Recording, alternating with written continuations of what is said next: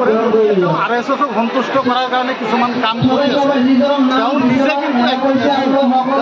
এদিন অনুভৱ কৰিব যে তেওঁৰ যিটো কাম আছে সেই কামটো নকৰি তেওঁ একচাটিয়াভাৱে যিটো সংখ্যালঘু মুছলমানৰ ওপৰত যিটো হাৰাশাস্তি তেওঁ কৰি আছে গতিকে এদিন হ'লেও ইয়াৰ পৰিণাম তেওঁ নিজে স্বীকাৰ কৰিব যে এইটো মোৰ ভুল হৈছিল গতিকে মুছলমানসকলৰ এতিয়ালৈ শক্তি ঠিকে আছে ইনশাআল্লাহ আমি এতিয়ালৈ ভাবৰা নাই ঘাবৰোৱাৰ কোনো প্ৰয়োজন নাই যিহেতু আমি স্বদেশী আমি ইণ্ডিয়ান আমি বাই চান্স ইণ্ডিয়ান নহয় বাই চইচ ইণ্ডিয়ান গতিকে তেওঁ যিমান কৰিব লগা আছে সেইখিনি কৰক কোনো কথা নাই ইয়াৰো এটা হেক আছে এদিন তেওঁ নিজে ভুল স্বীকাৰ কৰিব এদিন তেওঁ নিজেই ভুল স্বীকাৰ কৰিব যে সেইবিলাক কৰা মোৰ অন্যায় আছিল ভুল আছিল এই কথাটো মই আপোনালোকে দ্বিতীয় নিৰ্বাচনত বিজেপি কেনেকৈ বিষম বিকাৰ আৰম্ভ কৰিছে তাৰ কাৰণে বিপিএফ কিদৰে সাজু হৈছে বিজেপিক ক্ষতি নাই আমি বিপিএফ 100% সাজু হৈছোঁ আৰু আমি এবাৰ চৰকাৰ কৰিম BTCৰ ভিতৰত আমি চৰকাৰ কৰিম আমি 25ৰ পৰা 26টা ছিট ইনশাআল্লাহ আমি BTCৰ ভিতৰত পাম আৰু UPPL আৰু বিজেপিৰ যিটো চক্ৰান্ত এই চক্ৰান্ত কোনো কাৰণতে BTCত তেওঁলোকে সফল হ'ব নোৱাৰে তাৰ কাৰণটো হ'ল এইটো আপুনি চাব যে মই অল BTCৰ ভিতৰত ঘূৰি পেলাই এটা বস্তু মই মাৰ্ক কৰিছোঁ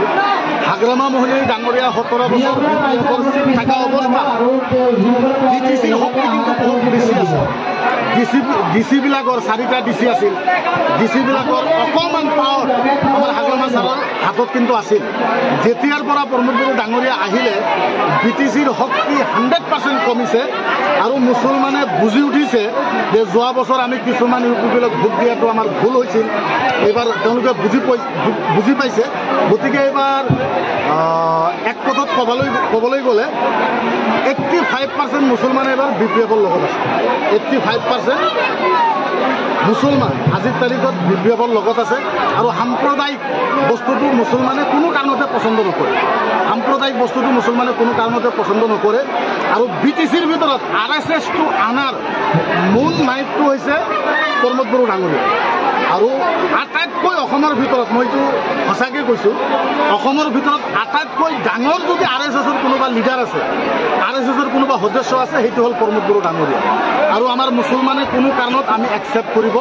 কোনো কাৰণে আমি একচেপ্ট কৰিব নোৱাৰোঁ তেওঁৰ যিখিনি প্ৰতিশ্ৰুতি আছিল কোনো এটা প্ৰতিশ্ৰুতি আজিৰ তাৰিখ পৰ্যন্ত তেওঁ পালন কৰিব পৰা নাই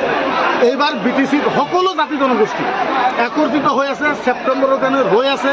কেতিয়া ছেপ্টেম্বৰ আহিব ইলেকশ্যন ঘোষণা হ'ব সকলো জাতি জনগোষ্ঠী মিলি এইবাৰ BPFক ভোট দিয়াৰ কাৰণে তেওঁলোকে সাজু হৈ আছে আৰু এইবাৰ আপোনালোকে নিশ্চয় গম পাব এইবাৰ BTCৰ ভিতৰত হাগ্ৰামা মহলীয় ডাঙৰীয়া নেতৃত্বত আকৌ চৰকাৰ গঠন কৰা হ'ব